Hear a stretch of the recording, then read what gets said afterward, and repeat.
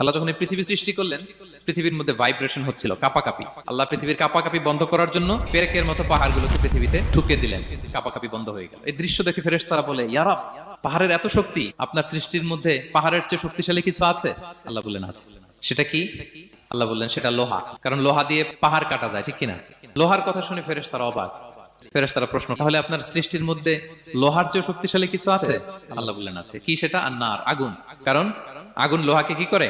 গলিয়ে ফেলে। ফেরেশতারা শুধু অবাকই হচ্ছে।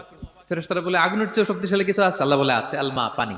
কারণ আগুনে দাউ দাউ করে জ্বলে ওঠা আগুনের মধ্যে পানি দিলে আগুন অস্তিত্ব হারায়। ফেরেশতারা শুধু অবাকই হচ্ছে। তারা বলে, তাহলে পানির চেয়ে শক্তিশালী কিছু আছে? আল্লাহ বলেন আছে, রিহ, বাতাস।